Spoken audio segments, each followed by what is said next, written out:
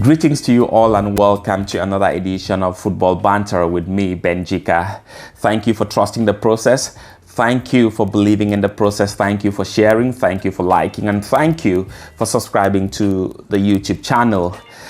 In today's edition of the program, we shall be looking at how a miracle, and only a miracle, can save Chelsea. Only a miracle can take Chelsea to the semi-finals of the European Champions League. Today, Chelsea will clash with Real Madrid at the Stamford Bridge in the second leg of the quarterfinals of the Champions League. Last week, Chelsea were beaten 2-0 at the Bernabeu. When Chelsea lose tonight against Real Madrid, they will be saying goodbye to Champions League football for at least 18 months. So this might have very nefarious consequences to the team, as some of the players next season might want to move to other teams. Some of the players actually accepted the deal with Chelsea because they wanted to play in the toughest competition in Europe. And this might have a very negative effect on Chelsea for some of these players who might want to leave the club, because Chelsea, at the current situation where they are 11th position in the English Premier League, might not be playing even the Europa, might not be playing even the Conference League. So this is a great challenge for Chelsea, and today's game is a decisive one for Chelsea, and it will decide Chelsea's fate as far as the Champions League next season is concerned. This is the only trophy Chelsea has got in place. This is the only competition I think Chelsea has got, because the English Premier League is all lost. Chelsea need 1 point to stay in the English Premier League. I don't think this would be a difficult thing for them to get, but today's game is actually a decisive one. And considering how Chelsea have been so porous, so ludicrous, so abysmal and dismal in their past games, I don't think that Chelsea stand a chance to beat Real Madrid today. Even though they would have the home crowd behind them in the Stamford Bridge, I don't think they stand a chance to beat Real Madrid. Not because 2 goals are too difficult for a team with the quality of players that Chelsea have, but just because these players can't play together. They've found it difficult playing together. The managers have not found a solution to make them play together, to make them score goals. We've missed a lot of opportunities. We don't score. We don't control the games. We don't play together. A lot of qualities are missing from this Chelsea team, and you can't imagine that for the past 5 games Chelsea have scored just 1 goal. And last week, over the weekend, they were beaten at home by Brighton 2-1. And this led to a confrontation where the club owner, Todd Boehly, confronted the players in the dressing room. And this situation has equally led Chelsea fans with divided opinions.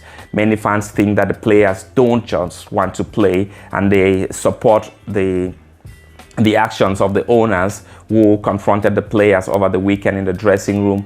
Other fans think that the problem of the team is absolutely with the team managers, the team coaches that have been appointed, from Graham Potter, who didn't deliver, and now to Lampard, who is even worse than Graham Potter. And so this is what some of the fans think. And me, personally, I always like to go to the root cause, and some fans also think like me that the problem of this team is the new buyers, the new owners, the Americans who are completely clueless about football. It all started with the Ukraine war, which led to the team being sold or being given out to being put in the market, and bidders came in, and then we had the Americans who won the bid and then took over the team. Soon after they took over the team, they kicked. Oh, sorry about that. That is an alarm for iftar for Muslims who are about to break their fast. So that cannon there, the sound of the cannon there, is an indication that we can now eat something after fasting for the whole day. I'm gonna grab something soon after this video. So I was saying that Chelsea fans are actually divided as to what the cause of the current predicament in Chelsea is all about who is responsible for the predicament. Others think that the fans, others think that the players are responsible. Others think that the coaches that have led the team so far are responsible, and I think that the management is responsible. The new owners are responsible. I think that the new owners are responsible because they have made the wrong choices so far, the wrong choices of managers so far. After they sacked Thomas Tuchel, who was a world-class coach, he proved that he was a world-class coach because he won a Champions League for us, and you cannot take that away from him. After they sacked him, they appointed Graham Potter, whom to me, I think, I've always thought that he was a mid-table coach because that's what he did for Brighton, where he coached for so many years. Yeah, so he came to Chelsea, he was unable to prove, he was unable to deliver, and he was sacked. And fans expected that after sacking Graham Potter, a world-class coach was going to take over. However, the owners of the team appointed Frank Lampard, who had failed with the team before. Frank Lampard, who had failed with Everton. They appointed him to take over, and things have moved from what we call from the fry pan to fire. You know what that means. If you are from Africa, you understand what I mean. So this is about the divided opinions that Chelsea fans have, and I think that management is solely responsible for what is happening to the Chelsea team. If there is one thing I've understood so far about football in relation to what is happening to Chelsea is simply the fact that money cannot play football.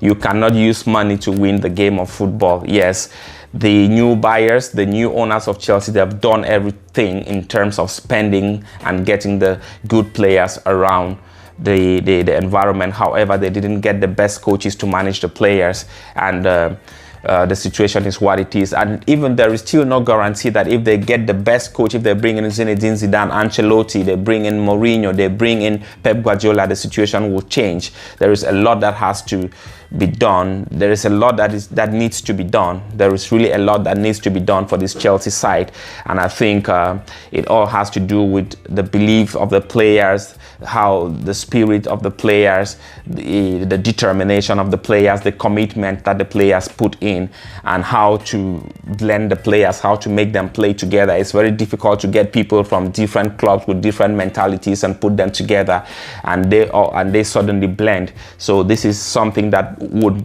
for Chelsea fans, it's hard to say this, but it will take time for us to have the kind of team that we had in the days of glory, because it will take time. We've seen the example of Arsenal, where they are today.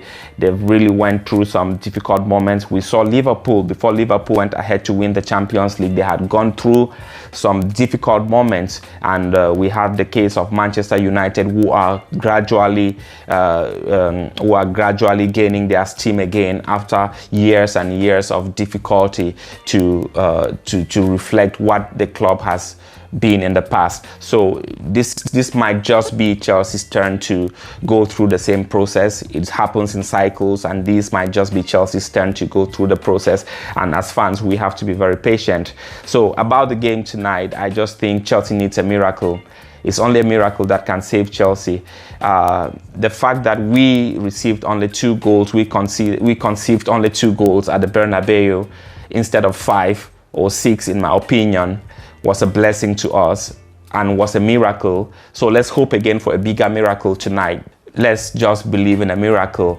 Let's just pray for a miracle and hope that Chelsea would actually qualify for the semi-finals of the European Champions League tonight. I think that will be all for me today. That will be all from me today. I remain your faithful servant. Please continue to hit the like button, continue to hit the share button, continue to hit the subscribe button, and let's together make this community bigger. Thank you. I love you. Stay safe. Je vous aime très très fort. À bientôt.